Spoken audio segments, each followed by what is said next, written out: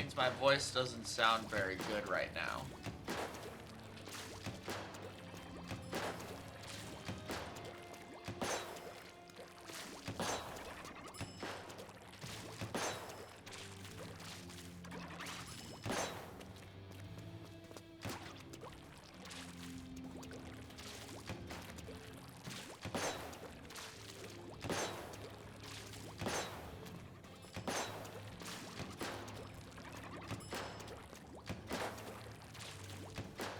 Yeah, so scripting that video for tomorrow is, like, not happening. So, the Inkling and the Smash remake will be there tomorrow. I can talk, I just don't want to, because I don't sound very good.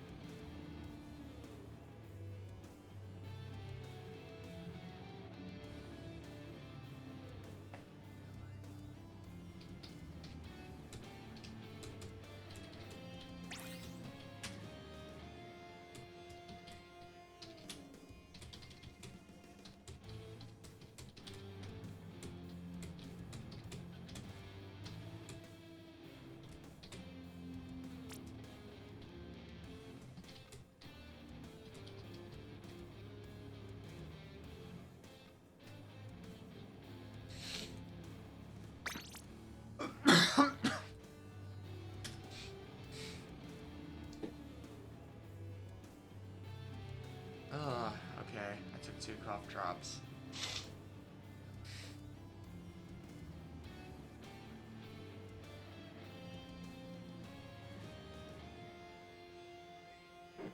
Alright, hi everyone. I'm still not gonna talk too much though, but I've taken 2 cough drops, so hopefully that makes it better.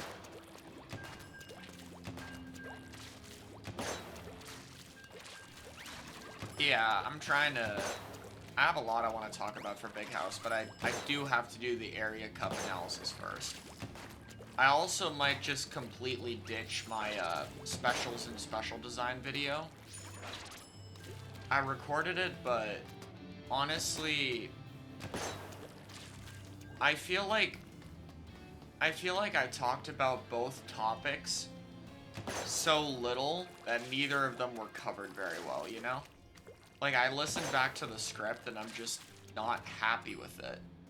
Which sucks because I've already done a shit ton of trimming on it, which was not easy at all, but... I think it's far better I just keep those topics separate and do their own videos on it in another patch. So... I haven't deleted the video files yet, but I am, like, this close to doing so. Hi, Luna. So, I would say the specials video is probably going to be scrapped. And then on top of that, we're getting a patch soon anyway, so by the time I get it out, it might not even be relevant anymore. Well, the design one would probably still be just as relevant, but still. Like, I'm probably just gonna scrap specials.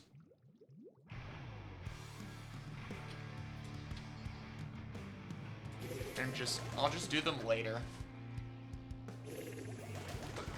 Yeah, we're getting a patch this month, so it's probably, sorry, I can't be that loud. It's probably this or next week.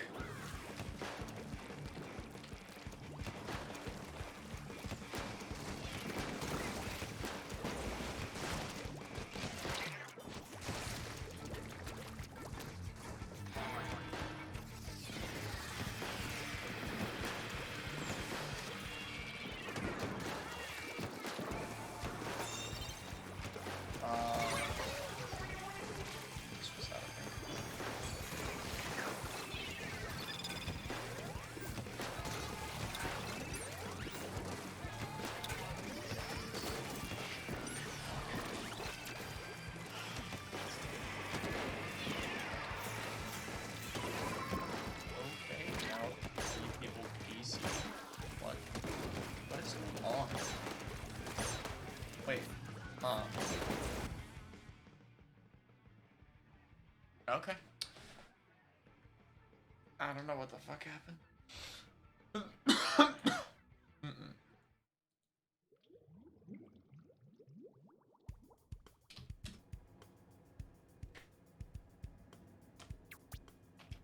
Alright then.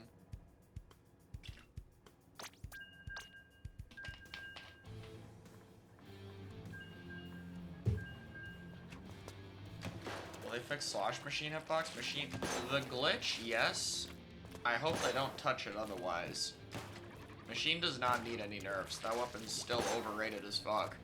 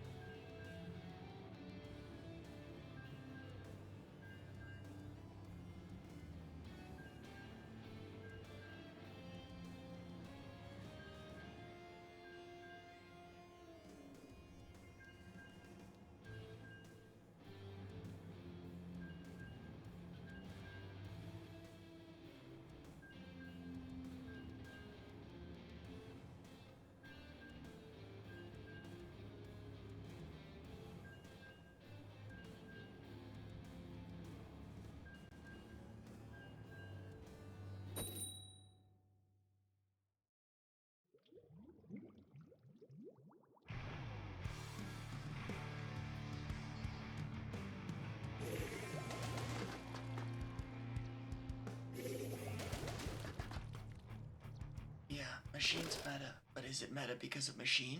No.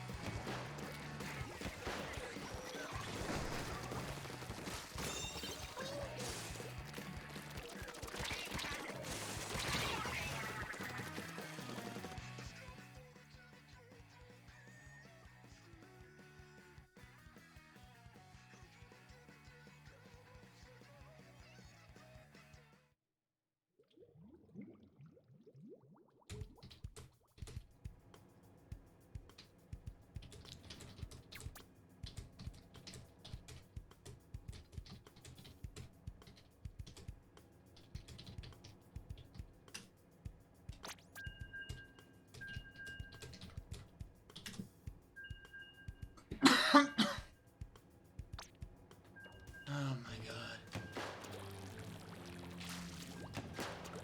This is just get a match challenge.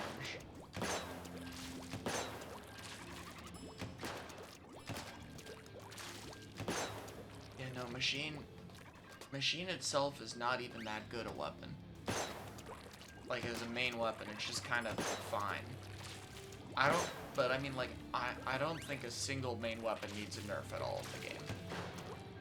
Machine is good because of the maps and because of the last-ditch effort. It has nothing to do with Machine itself. The maps are just shit, and LDE is just broken. If you fix LDE, I don't even think Machine would be a top 10 weapon without LDE. Like, just taking that away, I think would make it down to, like, somewhere between 11 to 15. That's how hard I think that thing carries that weapon. Fix the maps too and the weapon's balanced. But main weapons are pretty much fine right now. I don't want them messing with nerfs. At least not harsh ones. I think the only thing you do main weapon wise is buffing things. Specials I'm more okay with being adjusted though. Like they can definitely tweak those. It's like worst case if they want to do like 210 or nerf a Booyah Bomb, then I'm okay with it. Why are you both here?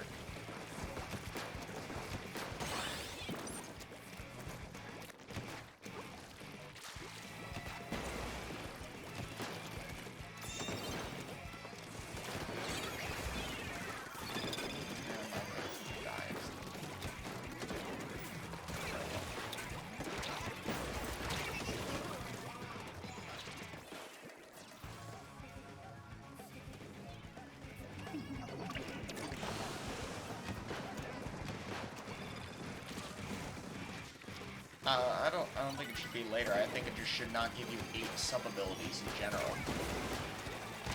8 subs of 3 abilities is just a ridiculous quantity of fucking gear. It should not be that much.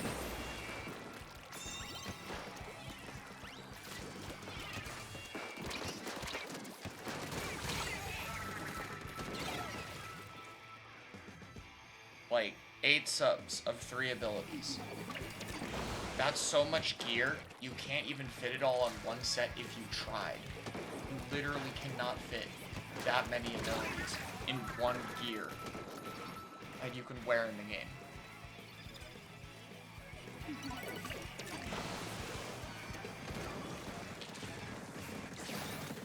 They should just buff undercover. Like, you could save it with a good kit, but that'd just be shit design. You're just gonna have a sub and special spammer if the main weapon isn't buffed. They'll have a more fun one, because, like, you still can use the shield to, like, make the shield more of a thing to begin with.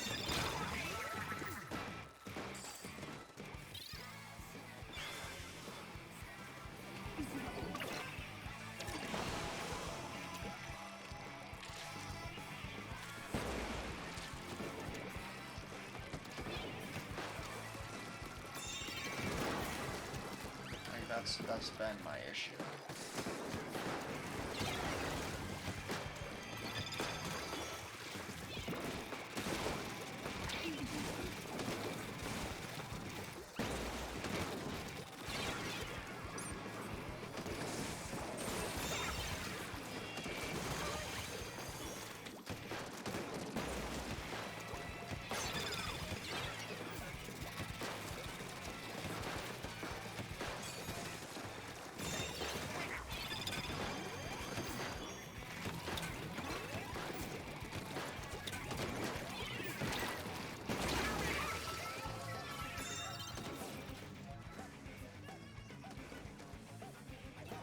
Flash doesn't feel balanced, you're right, that weapon feels too dog shit, they need to buff it.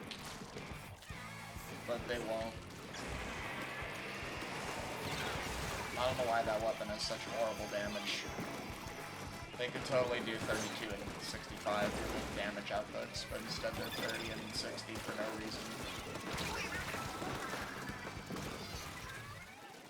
I just don't get it. I don't think the damage buffs would help it a lot in lower ranks where it's good. So, like, why not just give it that? It's such an easy change. They did the same thing for Rapid between games. They gave it a damage buff. They didn't do it here. Between games, I mean 1 and 2, obviously, not 3. 3 Rapid is pretty much the same.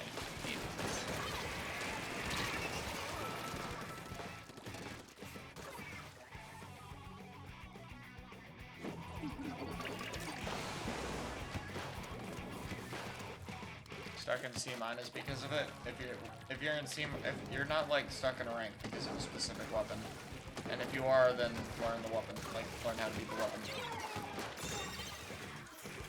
Because like, let me put it this way, I'm doing like open in X rank, or in S plus rank. This X isn't in the game.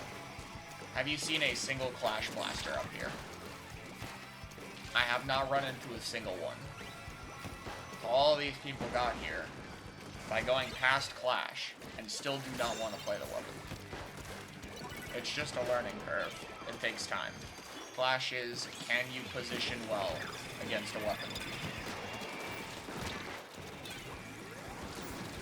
It's just something you have to learn. Once you get over it, you won't struggle with it anymore. That's just like part of how it is. It's gonna be like some weapons like that that you struggle to deal with. Later, you'll probably deal with chargers more than you will right now. Do I have a spot, Shion? Yeah, I can remake the room and add you.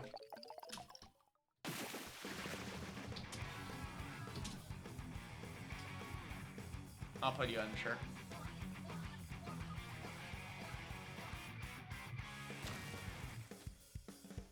Dooley's main, so it's bad for you. Dooley's fuck Clash. Like, Dooley's are one of the best matchups against Clash in the game. It just takes experience. Like, you're gonna struggle with it right now. But once you get good at it, the matchup's not gonna be hard at all. I have 2 spots now.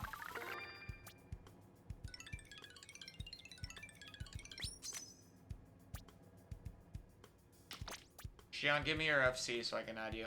I don't think I have you.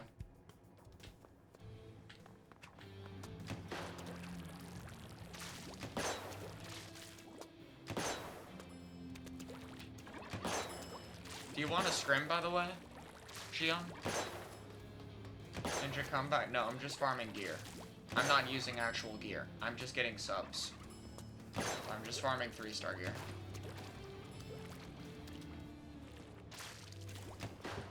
which dually so I get for being aggressive. What do you mean? Are you asking like which dually you should play? If you like dualies, you can just play all of them right now and figure that out later. You don't really need to narrow your weapon pool. You're in C minus, that's not your priority right now. Like if you're in C, then the specifics of what weapons you play are not important right now.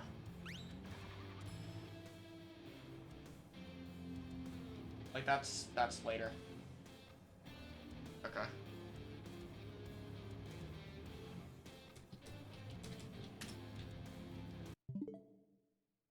I wouldn't even I wouldn't be focusing on your like which one of them you play. If you like dualies, just play you could just play all the dualies right now. Unless if you don't like someone, which don't play them, but like you shouldn't be picking a weapon because you shouldn't be picking a weapon because you think it's good or something, or trying to counterpick what your opponents are running. You're not there yet.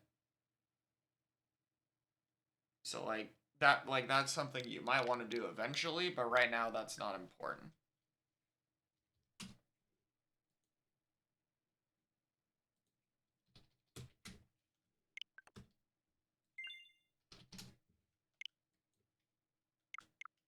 Clash is a skill check? Kind of, yeah.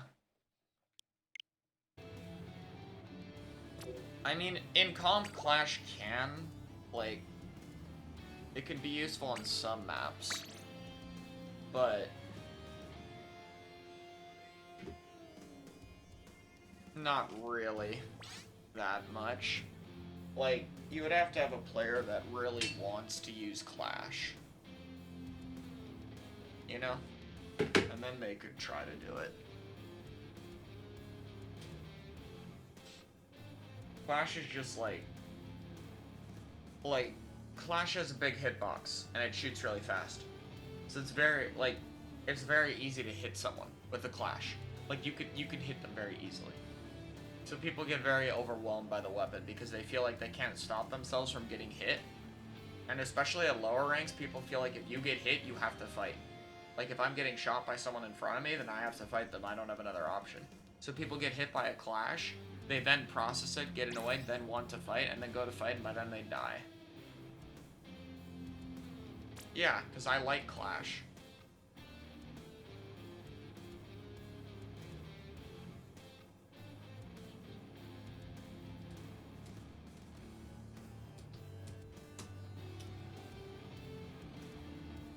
So, like, I played it because I wanted to.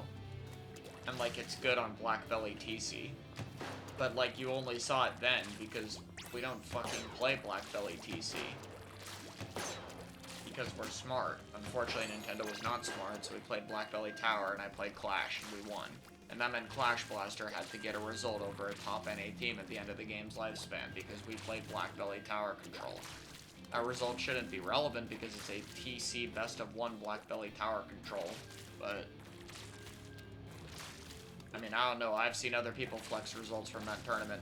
Won a BO1, Era won them all Tower Control against this team.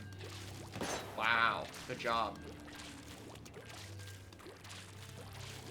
No, I'm kidding, like, if you're happy with that, sure, it's just, I don't think the flex is really, like, I wouldn't really flex if I beat Starburst on all Tower.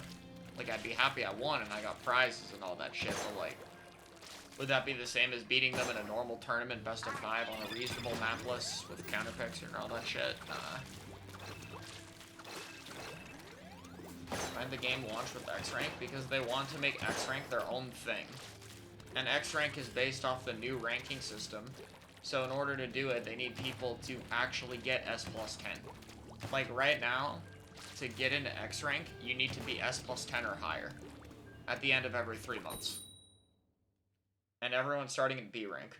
And I get much more why they put everyone in B rank because they changed the system. Like, it's actually a good rank system instead of whatever the fuck 2 had.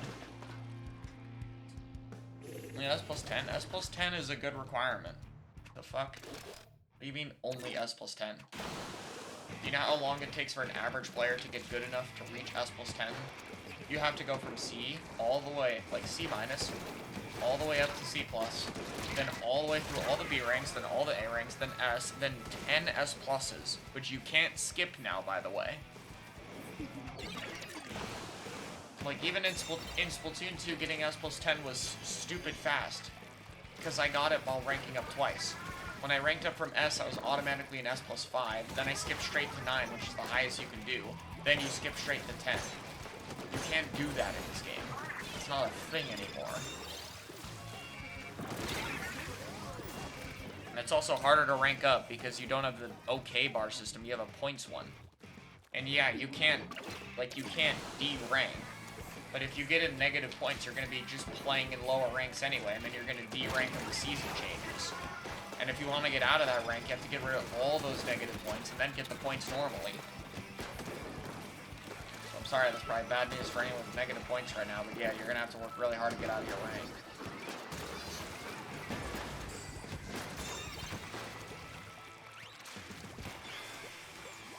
I don't know, I haven't seen an actual good complaint about the rank system. I've seen some shitty teammates, but like, I hate to break it to you guys, but that's just gonna be a thing. Now, if rank X will be good is another story. Able to get by the average player, but it's not. You literally need a positive win rate to hit S plus 50. So to get S plus 10 is a similar thing. I believe if you have a 54% win rate, it takes you about 6,000 matches to get S plus 50. 6,000. 6,000. And that's with an above average win rate. That's winning 54% or more. If you win 53%, you can't even get it at all. You have to win 54% or more just to get the top rank in the game. If you want to get it fast, you have to win around 70%. You know, to get it at the time of a reasonable human being, you have to get it about 70%. Or winning about 2 to 3 of your matches. Yeah, if you get negative points, you can play in lower ranks. You just don't see it. You can't see the rank of people you're playing that easily. Like, it's just something people aren't trying. What about 100% win rate? I'm not sure. It kind of depends on how many points you get and if you get medals and all that other shit. Now, that being said, will the rank X matchmaking be good is another story. This just means series will be good, but when X comes out, all the fucking top 1% tryhards aren't going to be playing in series anymore. They're all going to be in X. They're not going to be there. They'll play open, so you'll still see them occasionally if you play open. Because open's with teams. But you're not going to see them in series. Unless if, like, the rotation is total dog shit in Rank X, because Rank X will have its own rotation, which is also nice. The rotation system is shit, but the best thing Nintendo can do with it right now is to just add more rotations. League will also have its own rotation, so we're gonna have 4 plus the Turf War one. But there will be 4 ranked rotations, which should mean that you'll be able to play every single mode whenever you want. If that's the case, that is fucking massive for the game. So, like, already ranked feels way better having 2 rotations to pick from. Going to 4 will be insane. I like Shiver the most. But, that being said, Rank X could still be the total shit stain that it was in Splatoon 2. We don't know. The only difference to Rank X that we know is it's tied to series, which is good. But the main difference we know is you can pick your matchmaking region for Rank X. So what this basically means is anyone who wants to actually grind Rank X seriously, who's actually in the top 0.1% of players who grind, like, X powers, who are going to be, like, 2,500 and higher consistently, are not going to be in NA anymore.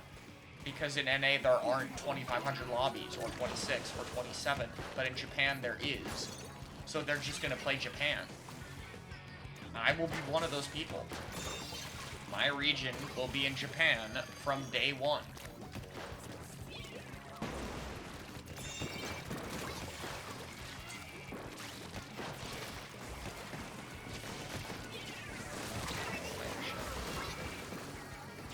And in theory, that should make it be better. The lag will be crazy. No, it's not. I don't get this sentiment that playing in Japan is laggier than the West. It's not. Japan has higher internet standards. There's a latency thing, but if you're in America, you're not going to notice it. The average Japanese person has a better internet connection than the people here. Half the people here play on fucking wireless connection. Wi-Fi is complete fucking dog shit. Now, if you have a situation where you can't play wired, that's whatever. That's understandable. There's some people in Japan who don't play wired too. But it's much more accepted there that, you know, wired is kind of 50 times better. If I had it my way, I would have it being said that if you're able to play on a wired connection, then you have to play on it. Wireless should not be allowed in tournaments, obviously. Not in the game. I don't give a fuck in the game. It's whatever. Everyone wants to play that game. In a competitive setting, I think the connection should be as good as possible. But yeah, it's not really that laggy. Now, yes, I'm PST, so it's better for me than other people, but still, I've played in fucking EST as well against Japan when I go on trips, and it's still significantly less laggy than the people in NA. So, like, I don't care.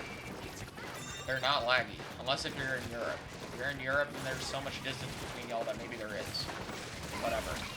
I don't give a fuck about that.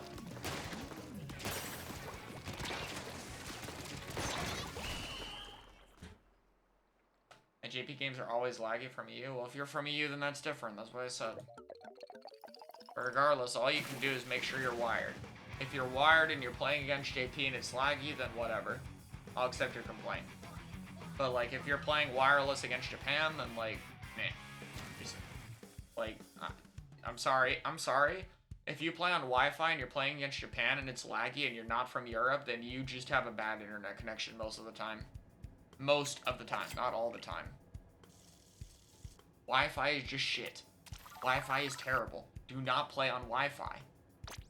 Why do people prefer playing on JP servers? Well, what we're talking about is high-level players. Like, or not even high-level players, honestly, like even mid and low-level competitive players who grind solo queue. Basically, if you're capable of consistently getting 2500 X power, you don't get good lobbies in NA. You get shit lobbies.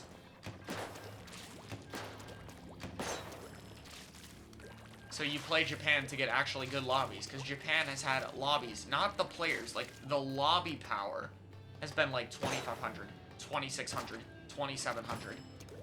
And if Splatoon 3 is bigger, I could even see it hitting 2800. Especially since it's 3 months per season now, so people can probably grind much higher powers.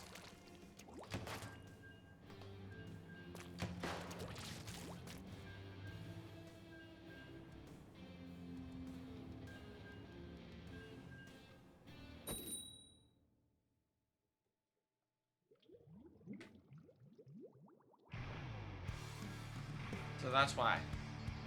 You play it to get actual practice.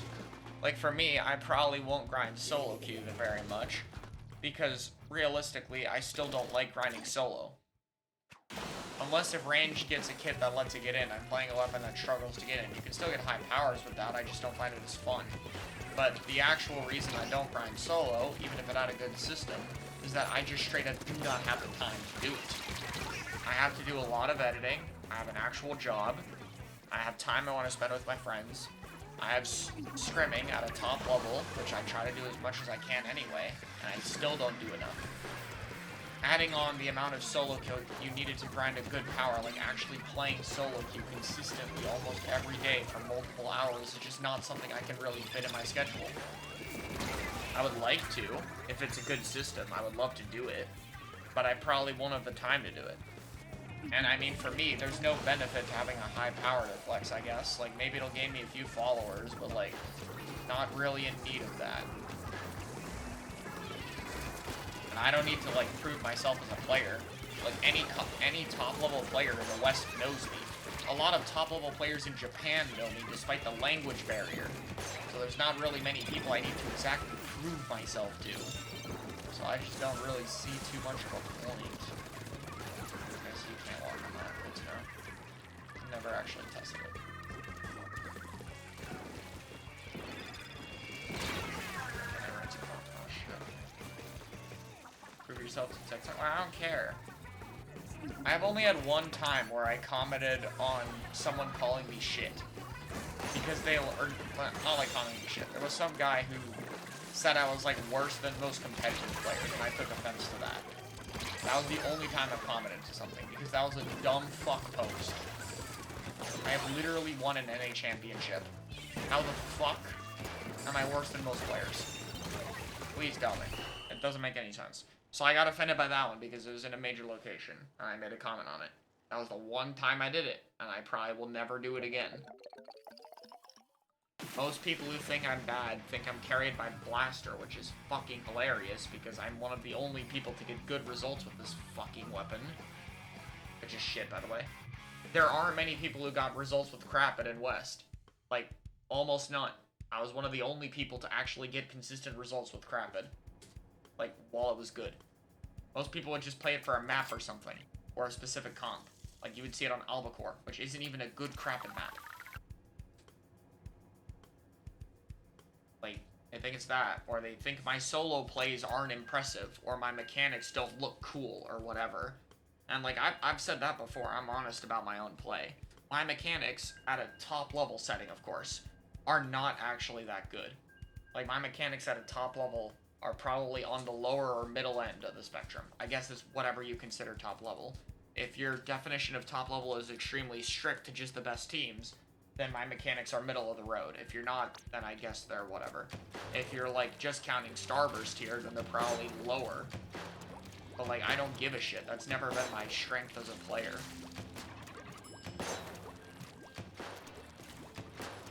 And, frankly, I don't even think it matters that much. If my mechanics weren't good enough to win, then I would probably be pretty fucking depressed about it. But they are, so I don't give a shit. Or, not that I don't give a shit. I still play to improve, but, like, I'm not losing sleep over it. I get good results because I'm very good at understanding the game, how it's played, what's ran, and how the game state is, and I'm very good at getting other people to top level. That's what makes me a good player.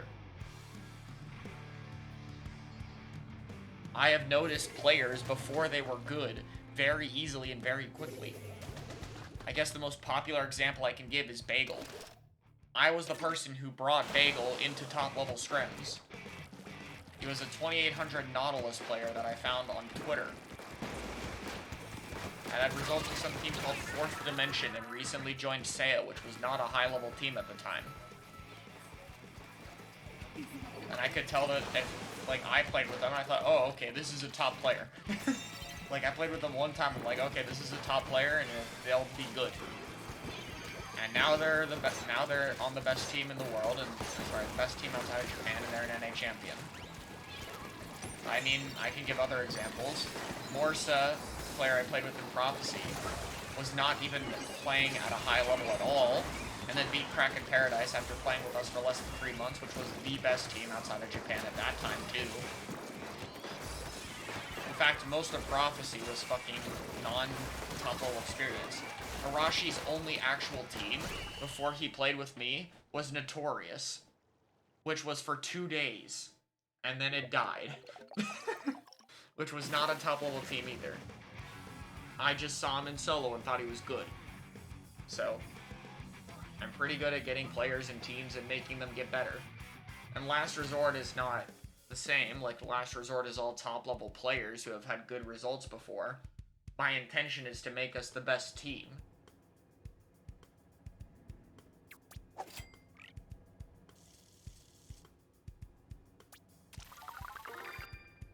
Samurai worth it? Yeah. Like, that's my goal. And so I'm confident that I can make Last Resort the best team. It might take a while, we're still extremely new.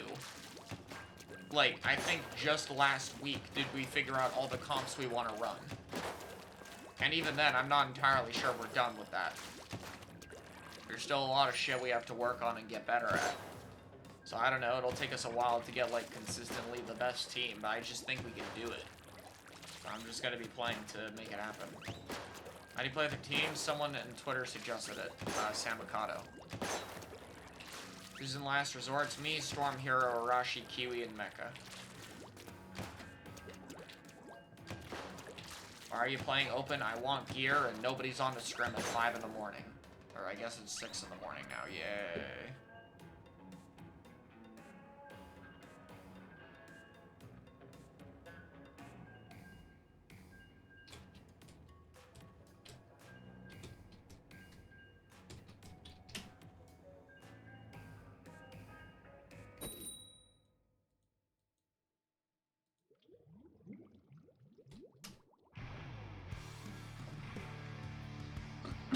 Are you awake? My sleep schedule got fucked up. Scrum with you folks? Dude, I have been pinging. Why do you think Noctis is playing with me right now? Yo, what's up, Eds? I'm doing good. My voice is just a little bit shot, but it's feeling a bit better since I took cough drops, so.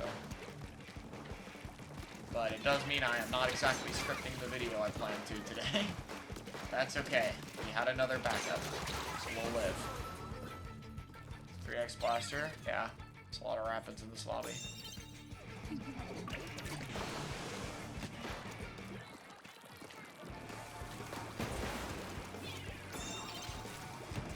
I still feel bad for everyone playing vanilla rapid. That weapon is, it's something. Rather, its kit's something.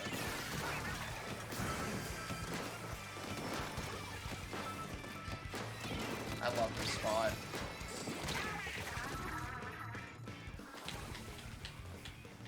Vanilla Rapid's interesting. Yeah, it's definitely interesting.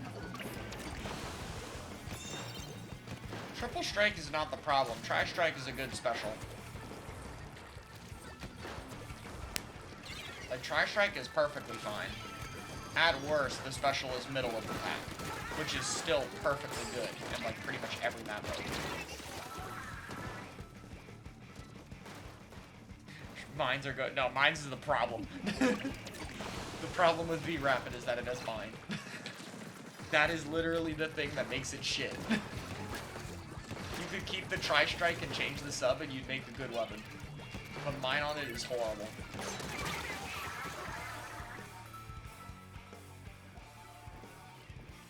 Think mine should one-shot like it used to? No, mine in Splat 1 was fucking terrible. Because once people were good at the game, the mine would never kill you because it was too slow, so the mine did nothing. And if you were bad at the game, then the mine would kill you. It was like this horrible mix of either the thing is broken and it murders you instantly, or the thing is terrible and you never die to it. And then you also couldn't substrafe it and used 50% of your ink tank. It was insane. And if you placed another one, the first one would just disappear. Mine in 1 was something. It was definitely the worst sub they ever put in the game. But, mine is fine as a sub. The problem is, like, mine is a well-balanced sub. Mine right now is fine. The actual problem is that it needs to be on a weapon that has good range and good paint. So that you can actually, like, have an impact when you don't have map control. Because the problem is if you have a weapon that's not good when it doesn't have map control, and you give it mine, which is also not good when it doesn't have map control, what the fuck do you do when you don't have map? Rapid is stuck, slowly farming a 200p ink strike. That is atrocious. If you get map control, the weapon feels good, which is why I don't know, there's some weapons where I think the subs, like, trick you into thinking they're good, and mine on Rapid is one of them. Because when you have map control, the combo makes sense, so it tricks people into thinking it's good. Because you get map control, and then your mines do things, and it has cool synergy, and you feel like the sub is impactful, because it is. But you're also, like, not realizing the situations where it's not impactful. Like, a similar example I would give is curling CRB. Curling Range Blaster is fucking awful. But it gives you mobility, which is something range doesn't have. So when you play it in solo queue, it feels good. Like, it feels like you get a tool. But then you play an actual team and you realize you can't actually affect anything at a distance and you have no, like, lethal distance threat and paint. So then you actually don't have an impact against a competent team. So it's like, it's that kind of thing. It's like a sub that's good enough to feel fine. What's the worst special right now? Ultra Stamp. Stamp, you just throw it and pray, or if no one's around you, you can break an object with it. 4 mines? Jesus Christ, 16 mines on the map at the same time. I mean, to be fair, you can have 16 beacons if a beacon big bubble weapon ever happens. And we could have 16 beacons, so I mean... Honestly, if they gave you 3 mines, but made the mine slightly weaker, I wouldn't hate that. In fact, it'd probably fit with Splatoon 3's whole, you know, free thing. If they were willing to make them weaker, that could work. But I like mine how it is now, it's just weapon dependent. Like, mine on a Hydra would be really good, for example. Or on a Jet Squelcher. Or on an E-Liter. Or on an Explo. Like, there's still a lot of weapons where I look at them and I'm like, yeah, this thing wants mine. Like, mine on E-Liter is really good. So that generally makes me fine with the sub. The problem was when I look at a sub and I can't see a weapon where I actually want it. Like, when I look at point sensor. Like, if Ninja Squid weren't good right now, there is not a single weapon I would look at and be like, yeah, point sensor. Explo is like the closest thing, but it's not good. But like mine doesn't have that problem. Curling doesn't either. Like curling is really good for stuff like roller that can't move very well, so it needs to move around. I'm scrubbing Shion, by the way.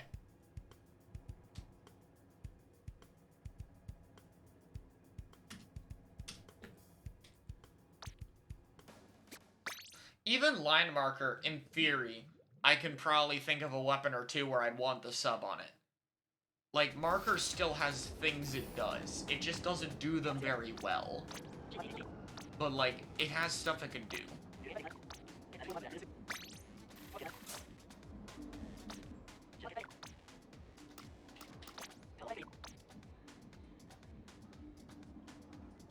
Yeah, pretty much. Like, sensor in solo is nice. That's kind of, like...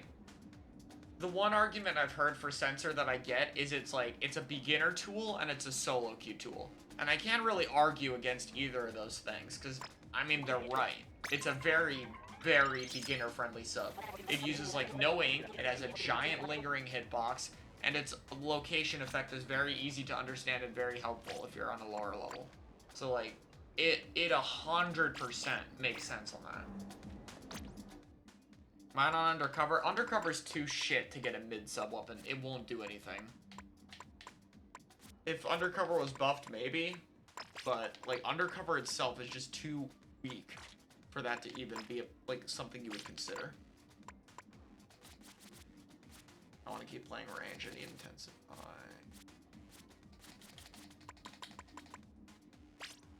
Where's my Intensify? Oh, I scrolled past. I'm dumb. Oh, the thing I just ordered, Jesus.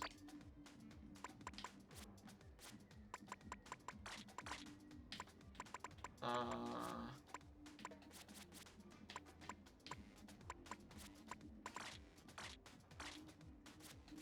give me this. Is LD still busted? Yes, it's the most broken thing in the game. Rooms if you can join, okay.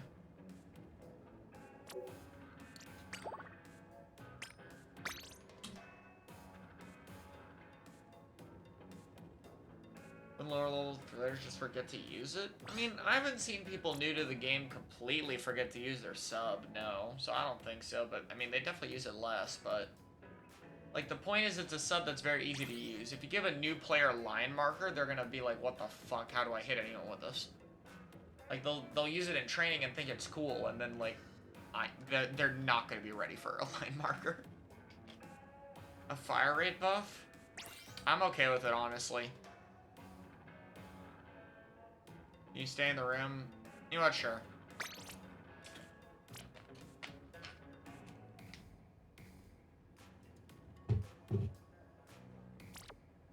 Would Storm be better if it didn't move?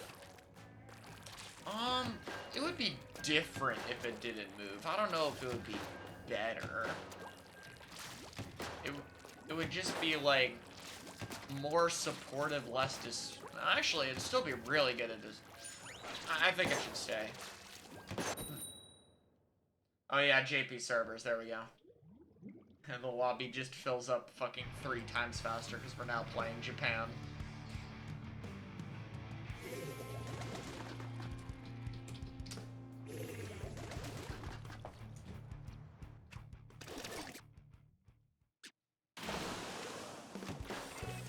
Would it be better in zones? Sensor? Yeah.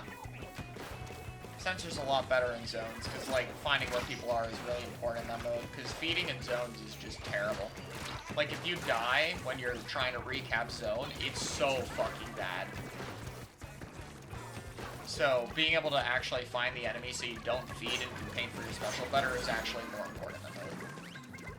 See, this is why I don't like the Explo kit, even though I like it, because the Explo kit was so clearly yeah, this is a zones niche and we know it. And this is the best sensor weapon and we know it. So we're gonna give it a zones point sensor kit. Which is, like, good, and it can function better in other modes, but it's also, like, I mean, I don't know, we'll probably see it with Assault kit, but it's like, I want an Explo kit that works in other modes. But, like, the Explo kit is very clearly geared towards flat zones. Like, they want it to be good at that thing. I don't know, it might just be that maybe they're actually scared to make Explo good in other modes, which, fair, that's a scary weapon, but, I think it'll be fine. Just be careful with it. Like, the fact that it doesn't break zones despite having a painting special is probably a pretty good sign that you can give it a kit. Just maybe not burst bomb. Oh, yeah, in zones, stationary ink storm. Yeah, 100%. Yeah, like, that would be much better in that mode. Like, you just have consistent paint to contest it on, like, even on a large zone, that's fucking mad busted. No. 100%. Like, if there was a stationary zone and I'm fighting a team that throws it, and I know for 8 seconds I can't outpaint that team, like, 8 seconds, you just can't outpaint the enemy team. They will just hold the zone in most situations because they have a stationary storm in it. Like, good luck. Yeah, that'd be good. I mean, right now, that's basically how you use Storm in zones. Like, you throw it so it paints the zone, and then when it moves away from the zone, it moves onto the people painting it and makes them move away from the zone. Thoughts on Rapid Pro? It's really good. Vacuum's kinda right now, so it's kinda whatever. But the main weapon's strong. The sub-weapon is okay on it. It's like one of the few weapons where I'd be like, yeah, mist on it makes sense. It just, I think vacuum is a bit weaker for it. Missiles need a nerf? I mean, missiles need a redesign. Like, missiles in general are just so unhealthy for the goddamn game. It's not even funny. I still can't believe I played fucking GooTuber. GooTuber and got top 4. GooTuber. By the way, I bought this weapon last week. I bought it the week of the LAN. I didn't even own the fucking gun. I bought it. A, quote, hard weapon, a charger, and I got top 4. I did not even hit a charge shot. Okay? I did not hit a single full charge shot. Mostly because I didn't even go for them. I didn't even want to charge the weapon. Because why would I? I get more value just capping the floor, throwing torpedo, and spamming the fuck out of my special weapon. We played against Power, and listen, Power is a great charger, and his GooTuber is good. But I got more value from him than GooTuber because he played GooTuber like a charger, and I played it like a missile. So I got more value than he did with it. I'm just gonna say it.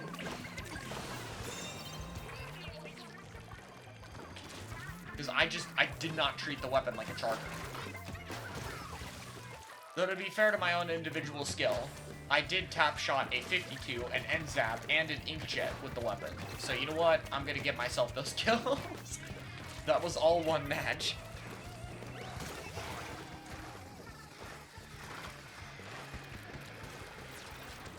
Inferior reflex moment. Well, goo is not inferior reflex. Goo is better than reflex. Because reflex... reflex. Reflex is such a cool idea. I love a support bow, but god fucking damn it. It's unhealthy as fuck with its kit.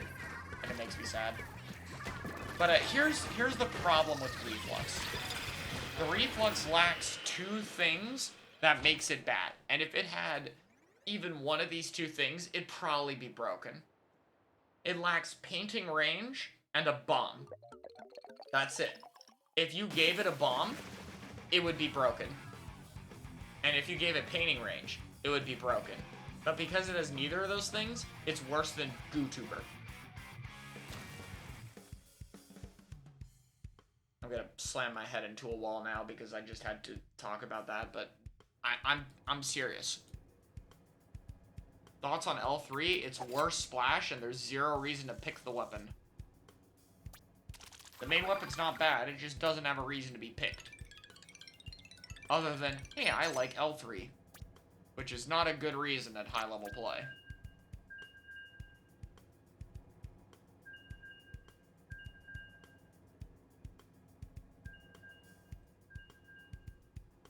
I didn't see much of Tri-String of the Land. What do you think of it? It's okay. Its paint is just really shit. Even with the fucking painting tech, I am still outpainting it with a fucking range blaster. Which is not good. Should have an acid reflux variant. It really should. I change gear after this game? Yeah.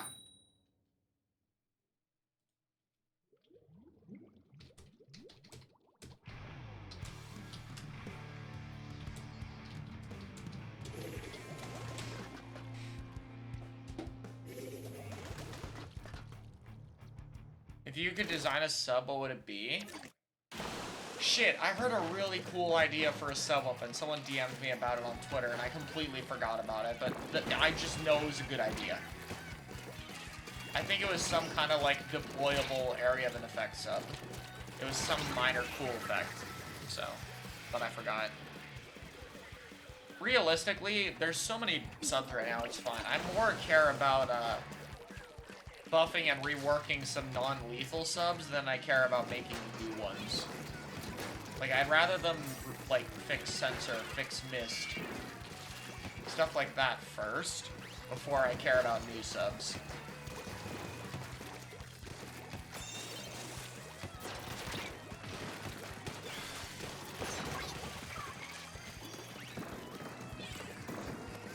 What sort of redesign would Missile need from a game design perspective? You need to stop the, like, well, you have to fix a lot of problems with the special. Game design, to me, what sticks out. The special is not very satisfying to use, especially compared to new ones. Like, it's powerful. It's a really powerful special, but it doesn't feel that way. Which is why lower-level players think it's shit, because it doesn't kill people. Because you don't notice the impact. You don't feel it as the missile user, unless if you understand the game. Then you understand how broken it is. But if you're just, like, a casual player, like, missiles does not actually feel broken, but it is. But it doesn't feel like it. So that's a problem. The special's not intuitive to use, so like how to actually use missile is not something the player is intuitively taught. Like, for example, if you use Crab Tank, you can intuitively realize that it's better to stay in ball form if you're trying to stay alive, because your head peeks out on the top of it. Like, that's an intuitive thing to teach the player, like, hey, if you want to stay alive, you need to use ball form. You know, simple game design, very simple. Other problems. It needs to not displace the entire team. Displacing the entire team needs to go. Like, it cannot affect all four. Or, sorry, actually, it doesn't need to go, but it needs to, like, not be as common, basically. Like, displacing the whole team should not be as big a focus as it is right now.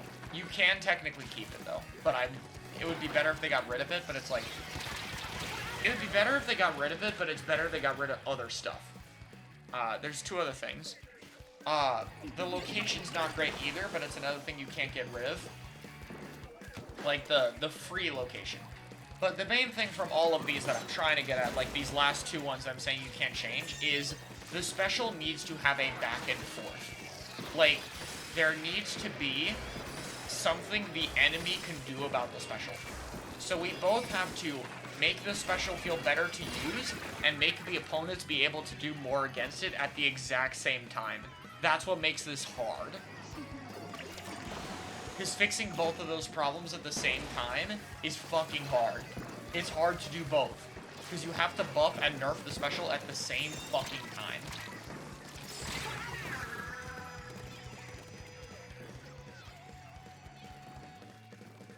So, what I think Nintendo should do, if they're not gonna rework the special, like, if they're not going to try to save it, they don't want to bother with a drastic rework, here's what I think they should do. I think they should drastically reduce the damage. And that might seem random, but let me put it this way. The outside of missile does 30, which is a good combo number. The middle of missile does 50, which is a good combo number. And the inside of missile is a one-shot. Now, obviously the special doesn't kill, but that's not what I'm trying to get at. What it means is that at higher levels of play, you move to not get hit by the missile, so you have to move more than it looks like. Because even taking minor damage from the missile leads to follow-ups from good players. Also that frame drop, Jesus. So,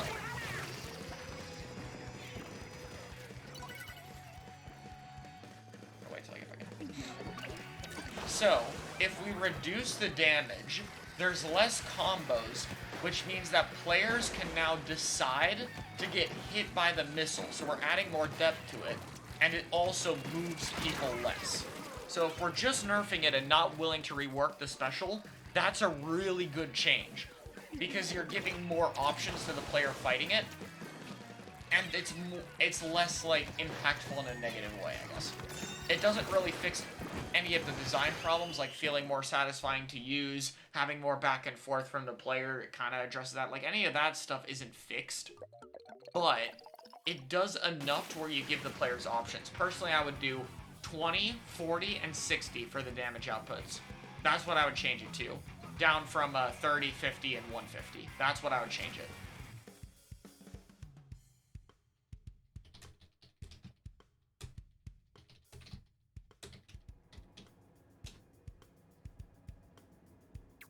You think the game is more balanced than 1 and 2? Yes. And that's a good sign, because the game is on launch. Launch games do not typically have great balance immediately. Because as much as the devs try, they do not understand top-level play. Hell, even the top-level players do not understand top-level player. I forgot to even see myself. Like, even the top-level players do not understand top-level play. Until a few months into the game. Like, right now we have a good understanding, but not a full one. But that's what we could do with missile. Let the missiles shoot back. The problem with that is the missiles fall really fast. But yeah, if I were to just nerf missile and no rework, I would just tone the damage. Like, if we're not allowed to rework the special,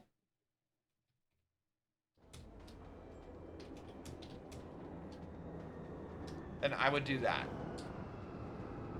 Like, those are numbers to where the special can still combo with itself, but it's not as threatening. Like, you can tank a missile. And it also means stray missiles won't randomly one-shot you, which is a nice quality of life.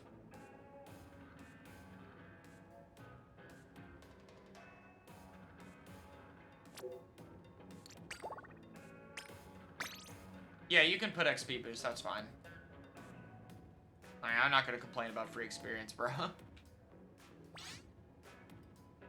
Return Disruptor? No, they shouldn't make Mist Disruptor. But you can have that be a reward if it's lower duration. Like, that's what I want. Like, I want it so if you hit someone directly with Toxic Mist, they're disrupted for 3 seconds instead. Because that gives more reward to the sub, and it gives it more depth. Without just making it a giant hitbox that slows you down for 5 seconds. Which is what Disruptor was. What's your favorite offline game? Honestly, my personal favorite is Mario Sunshine. I love Sunshine. I acknowledge it's not the best Mario game. Like, Mario Galaxy 1 is the best 3D Mario. I don't even think it's close. Like, unless if you're arguing Galaxy 2. I don't even think it's close. Like, I think Mario Galaxy 1 is objectively easily the best 3D Mario. But Sunshine is my favorite to play. Galaxy 2? My problems with Galaxy 2 is I think the story, like, it's two minor things, but we're comparing two, like, absolutely peak level design mechanics, etc. Is Galaxy 2's hub world and story and characters are irrelevant. The other thing I would say is the Bowser fight is worse. The Bowser fight is the one fight that I'd say objectively is significantly nerfed. That comment section at the end, while visually stunning, is terrible. And I mean terrible.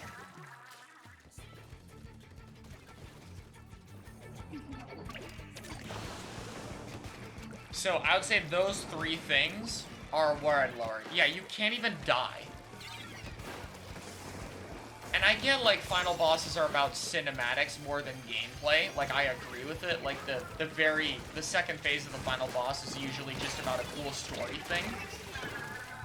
And, like, being sucked into a black hole is cool. But it's literally bad enough to the point where you can't lose. Like, you're just ground-pounding comments and flying to them. The gameplay is basically automatic. Like, that's too far. Like, without spoiling it, I think Splatoon 3 does the whole spectacle thing perfectly. Like, basically perfectly. So, like, I definitely understand what that should look like. I'm just saying Galaxies doesn't.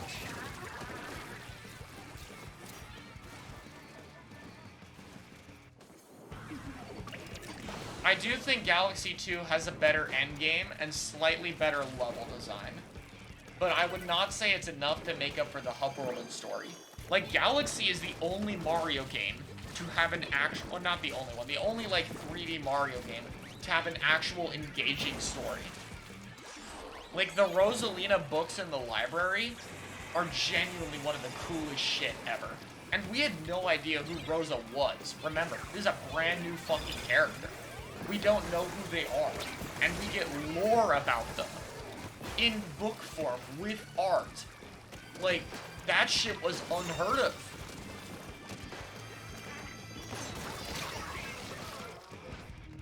Like, you got an actual story. This big man, I'm not gonna talk about it. Check my video. I did a video on the single player. Go watch it if you want to see my reaction to it. But don't talk about story mode spoilers in my chat, please. Thank you. Yeah, so... And Galaxy 1 also has the best soundtrack of all time.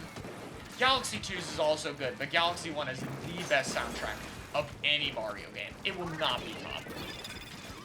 Nothing else even comes close. And I love some of the music in Sunshine and Odyssey. Like, I use a lot of that soundtrack. But Galaxy's to the point, like, if I have a banger video, and I know it's a banger, and I'm proud of it, what game soundtrack do you see me using? It's always Galaxy. Always.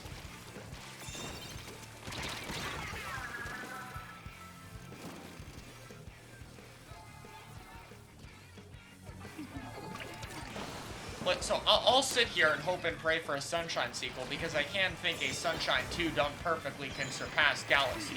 But I don't know if it'll happen, because Odyssey wasn't even close to Galaxy. I'll say it. I think Odyssey is a good game, also get shit on, but it's not even close to Galaxy. Not even close. You can enjoy it more, and that's fine. Like, again, I enjoy Sunshine far more than Galaxy, but Galaxy is by far the better game. Same thing for Odyssey, except even more extreme, because Sunshine is better than Odyssey. I'll say that too. The post-game content is kind of weak for both. Like, collecting all moons is absolutely horrid for Odyssey. You could argue that the 999 moons isn't required, but, I mean, yeah, that's 100% to me, I'm sorry. But Sunshine's at least has endgame content. It's just scuffed and doesn't count toward, like, normal beating the game, which sucks. And blue coins are not horrible either. I don't like blue coins, but people think they are way worse than they are. The filler moons in Odyssey are significantly worse than the blue coins. And there's also more of them than there are the blue coins. Like, people don't talk about that enough. The filler moons in Odyssey are literally worse than Sunshine blue coins, and there's more of them. But, I mean, I think either point is mute, because, Galaxy 2's green stars are basically everything that blue coins wanted to be. Like, because you can actually find them. Because they're their own levels instead of some are hidden.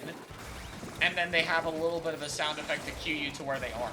Like, they feel like an actual Easter egg hunt that's fun, while Sunshine's feels like a load of bullshit trying to finish it out. Yeah, the Cappy, this is also like another point against Odyssey. I'm gonna be very critical of Odyssey because I don't think it's as amazing a game. The capture system, while visually pleasing, is kinda shit. And the reason the capture system feels shit is because it's replacing you with Cappy. And as much as I love Sunshine's movement, Odyssey has the best movement of any Mario game. The best. And I don't even think it's a contest. Like, not even a contest. Your movement with Cappy feels fucking incredible. It's insane, it's tight, it's fast. Watch a speedrun, you'll fucking notice it. It's amazing. It's absolutely fucking amazing. Which is why, when it gets replaced with a shitty capture that you can barely do nothing with, it feels terrible. Now, some captures give you, like, specific abilities that are useful, and some sections are fun with the capture. But overall, your movement's just so much better with Cappy that it feels like a downgrade. And a lot of the capture sections, and I like this design, by the way, can be beaten without Cappy anyway.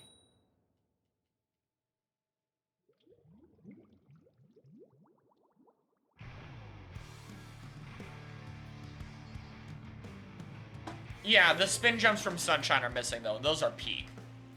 I'll give that to Sunshine. The spin jumps are peak.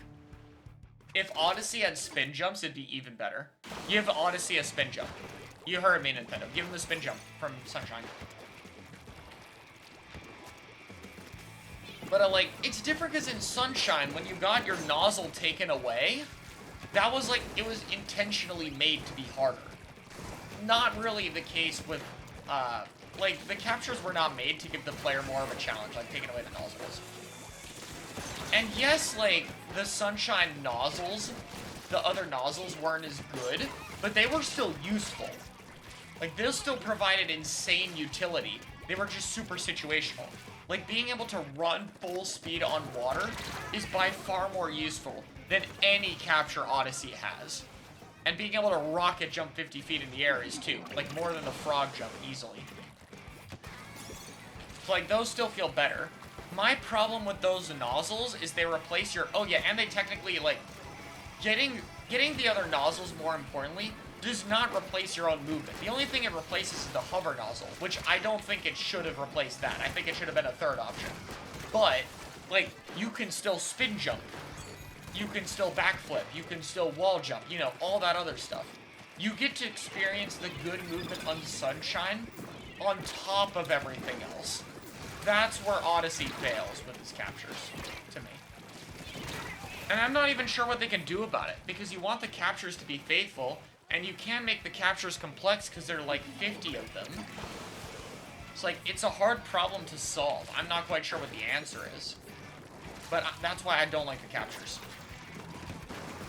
And again, same thing for like other power-ups, like Mario getting fire in Galaxy does not replace the movement of Galaxy. It's purely an addition. So it's hard to make it feel worse, because the Mario game's base movement is almost always amazing. And so if you just add to it, it's hard to complain about it. Well, with one exception, remember the spring suit? Also, D, thank you for the raid. Holy shit, I just saw it. Welcome to stream. Like, remember one of the most hated power-ups in Galaxy, just to prove my point without trashing on Odyssey anymore there? The fucking spring suit. Why do people hate the spring suit? Because it replaces your fucking movement. And it makes it shit. So, to give an example, it's not just an Odyssey problem, it's in general. If you replace the insane movement with something worse, it doesn't feel good. Odyssey gets away with it because the capture has a lot of spectacle to it, and it's also not that long. Like, the captures don't really last that much. And a lot of times, they're completely optional, which is really good. It's like, if you don't want to do the frog level, you don't have to do the frog level, and I like that. Like, it's an added challenge, because it was made for the frog, but you can do it without it, and that's sick. Be more positive, because Odyssey is still a good game. Another thing I like about it is its bosses. Well, the bosses where you don't have a capture. The bosses you don't fight with a capture are really good, and the bosses you fight with a capture are dog shit boring. And the reason a lot of Odyssey's bosses are good is because they stray away from the my turn, your turn bullshit. Like, they still kind of have that, but if you're good, you can get around it. Like, if you're good at one of the Brutals, you can just cancel their phase early. Or the Mecha Brutal, you can just get on the Brutal phase and kill it. Like, you don't have to do it. If you're a new player and you're not good, you can just wait out their phase and then attack when they leave themselves open. But if you're good, you can just skip it. So the boss feels like an actual back and forth fight rather than just a my turn, your turn bullshit. It's really well done. Really well done. Yeah, the capture fights are boring. But of course they're boring, because the captures are boring. What the fuck are you gonna do with the boring-ass captures? There's so little you can do with them. Like, I forgot the boss's name. The one where it's a guy in the sky and you're in the water capture. Like, what the fuck do you do with that? You have, like, one move. How do you design a fight around that? Yeah, the octopus one. You have one fight. What the fuck are you gonna do with it? Like, you can't do much even if you wanted to. Do you like Xenoblade Chronicles? I've never played it. I'm not really into RPGs. From what I've heard, it's pretty good. Except for 2, apparently. Well, I've looked into 2. But, I'm you know what? Like, even I'm talking about controversial shit. Like, I'm talking about Mario Odyssey only being good and not a great game. I'm not even gonna bother talking about Xenoblade. We're not gonna bother with that. I don't really feel like, and I don't have any, I only have a few strong opinions on Xenoblade 2. And from what I've seen, it's still a good game, but it has some problems. But I don't even want to talk about them. I'll just say that. I don't feel like dealing with it.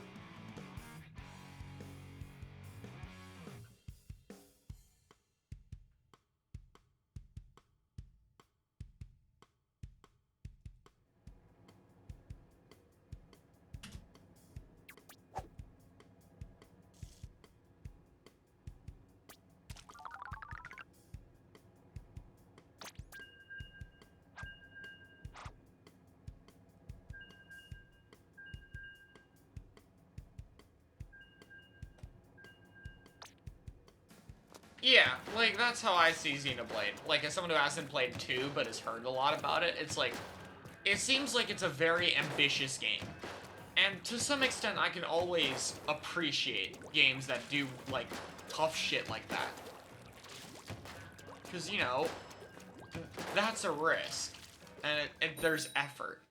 And I can always, to some extent, appreciate something like that. Favorite Zelda game? That's another series I haven't played. People are going to be surprised by that one. I've not actually played Zelda. Not even once. I want to eventually. I did plan to play Breath of the Wild. I just never got around to it. The next game I will play, though, when it comes out, like, for sure, I'm not letting myself miss this one. Because I missed the previous one. Bayonetta. And the best part is, I can now do Bayonetta on stream, because it has a fucking safe mode. Because, you know, I didn't want to stream it, because a good portion of my audience is still, like, younger, so I didn't want to show off the lewd shit that game has. But now I can actually play it in the safer mode. So I wanted to play and stream Bayonetta 3. I haven't played the previous games. From what I heard, you don't need to play them. I've watched them. And so I wanted to play Bayonetta 3. So, don't expect Bayonetta 3 streams, because there's still the possibility I get too busy, but I really want to play them. I mean, I like the safe mode, because I want to stream it. Like, if I were playing it on my own time, I'd probably play it normally. Because, like, I don't really give a shit. But, you know, if I want to stream it in front of other people, then I want to do that. And it also makes sense, you know, if you're playing the game in public, then, yeah. How safe is 3? It just has a safe mode. I'm assuming it'll still have some curse words and shit. But, like, well, it's not nudity, but, like, the sexual nature will have more clothing on it and stuff. So it'll be less revealing. It'll be more, like, if you're under 18, it's better to watch. I mean, you can watch Bayonetta 2 if you're under 18, I think. But, you know, I feel better about it, personally. you know, as someone who has a portion of his audience being younger, even if apparently it's by far not the majority of you guys, which is a stat I'm still surprised by, but to me it still feels better to be able to have that.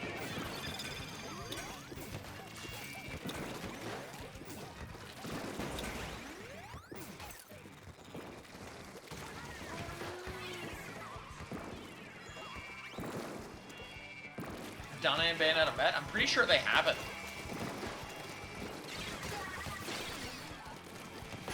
Which is kind of insane.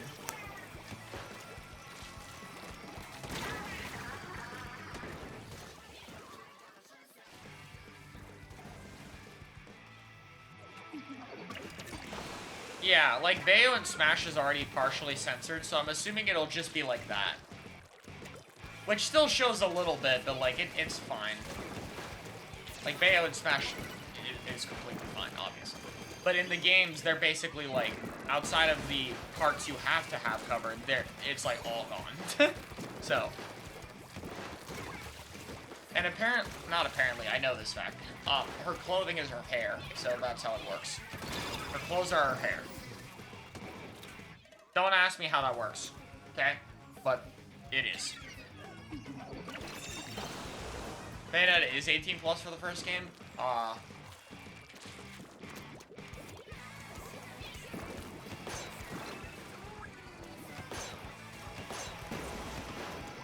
yeah, like, I mean, it's just for me as a streamer, it's easier to do that, so, yeah.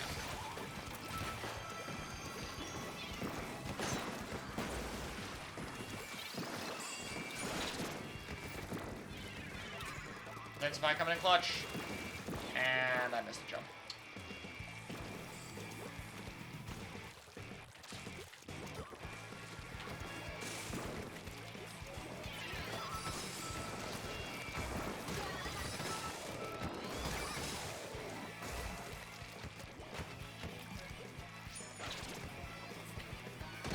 Nah. Yeah, I have a feeling Luna will be... you're gonna be turning into my Bayo streams. Bayo 3 is still M-rated, but the same. But yeah, I mean, it's probably gonna. It has a lot of like. It probably says a lot of fuck and shit and other swear words. But like, I don't care, personally. Like, if I put that on YouTube, I'll censor it because it's YouTube. But like, if I stream it, like, I say fuck anyway, so I don't give a shit. Like, I mean, there you go. I just said shit without even thinking about it. So like. I don't know. Every fucking 10-year-old and over I know says that stuff anyway. Not that they should. If your parents don't think you should swear, don't swear. My language is hard to change, but I have a personal safe mode when I'm around family, so don't worry about that. I don't swear around, like, younger kids, obviously. But this is my stream, I swear here. Yeah, Bayonetta curse. So, like, it'll probably just rated because of that. ProChara After Dark channel. Bro, what? Fry does say fuck, yeah.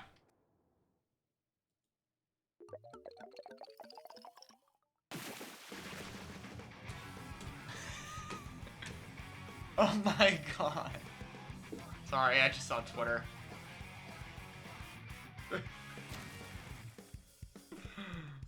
Holy shit.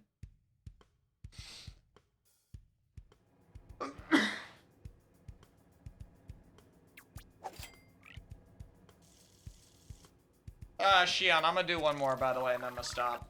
We've been playing for a while. My voice is getting better, though. It doesn't feel as hoarse, so that's good. Yeah, I saw the indie VTuber thing. We are not going to talk about it. We're not talking about that on my stream. Sorry, I do not feel like getting TOS'd.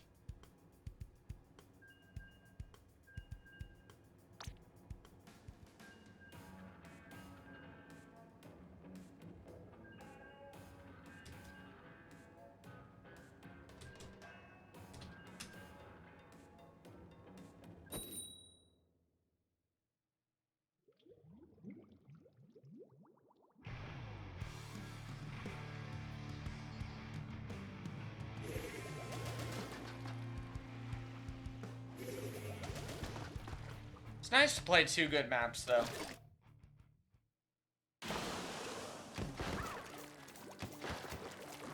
Like, this rotation was fun. But I know, that's why I know the next one is going to be worse. Because we had two of the 4 good maps in this game. And so, there's no chance we get the other 2 in the next rotation, which is Mako and Sturgeon, so...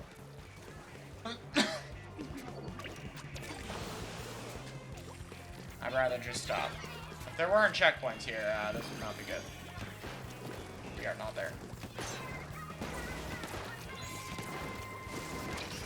There you go, that's what you do with stamp. How will play, you just do that. Right.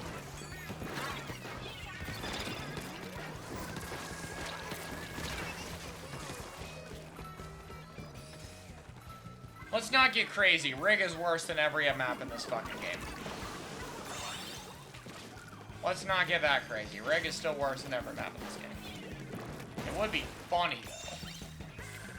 But we know Flounder's next anyway, so... I'd imagine after Flounder, it'll probably be a Splatoon 2 stage. Well, I say probably. I know what stage it'll be. Yeah?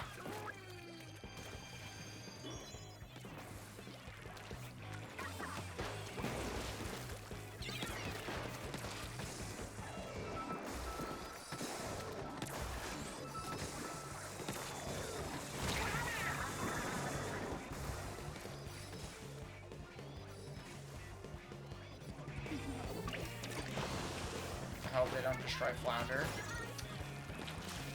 I think Flounder will probably be a museum situation, where, well, probably better than museum situation, but it'll be like, they removed one route for no reason, in this case being the right side, which is stupid, but everything else about the stage is a better change and an improvement. Like, that's what they did with museum, but it'll be less bad than it did with museum, because Museum's left route is a one-way drop, and the middle route is awkward. Well, for Flounder, the left route you can back up from and is varied, and the mid route is 2 routes. So, you still have more options. Like, you still have more back and forth options than you do in Museum. And with Squid Surge Wall Jump and the shorter walls in general, those options will feel better than they did in 1. So... I think it'll be fine. If you don't want spoilers on what the other stage is, mute for 5 seconds. 3, 2, 1, Reef. Reef's in the game's code, so we are probably getting Reef as the next stage. Which, if it's unchanged, like the other Splatoon 2 stages, or I should say minimally changed for the most part, then it should be a really good map. So, in fact, it might actually be the best map in the game.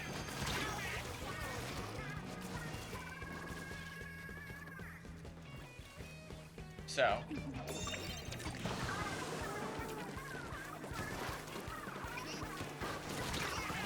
This music is ass. The piano on this goes hard. What? I love the piano in the song. Hold up, when it pops up, I'll tell you. Well, the piano for this part's good, but there's like one part in particular. They fucking like break the keyboard though. Bubble.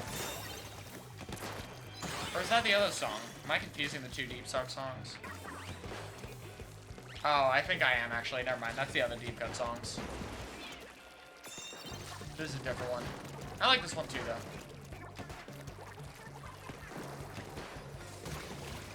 I still hope we'll get a... You teleported. I still hope we'll get a vocalless versions of these, though. Deep Cuts. Oh, Deep Cuts. I just realized. I just read chat. I didn't even realize what we said. Actually, no. Did no one? Oh, I read Damn Socks and I thought Deep Cut. Because of the D in Damn. It's a shitty reason, but I swear that's what my brain was at. This is what happens when I pay attention to like 3 different things at the same time. All of them just become wrong. The gameplay is shit. The name of the band is wrong. But at least I get my opinion out there. Oh, come on. That would have been such a good shot.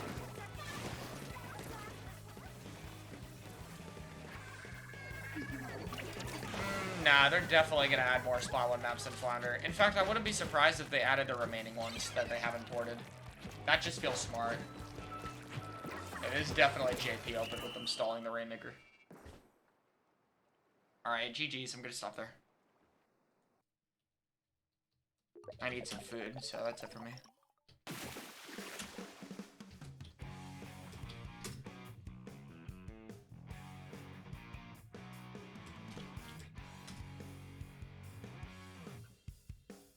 But, like, I think we're probably... Because the other maps are Urchin, which is in Mario Kart, so it's odd it's not here already. And then there's just Bluefin and Salt Spray. And Salt Spray can easily be made a Salmon Run map. So, like, I think all the Splatoon 1 maps that haven't been ported are gonna come back. It just makes sense. There's only 3 of them. Like, after Flounder. So why not do it? Like, if it's already that close. And I think Splatoon 1 map... Well, I think they should be prioritized over Splatoon 2's, but, I mean, right now we know 5 Splatoon 1 maps and 5 Splatoon 2 maps. So... Or, sorry, 4... No, wait. Never mind, I guess this is Splatoon 2 preference, if anything, technically. Which means there should be... Actually, if they're doing an even mount between each games, this means that there has to be at least one more Splatoon 1 stage coming back. Because we know there's 5 Splatoon 2 maps, counting the leak. So... that means there should be another Splatoon 1 stage we don't know about. Which is one of those 3. So, we'll see what it is. Alright, though, that's gonna be it.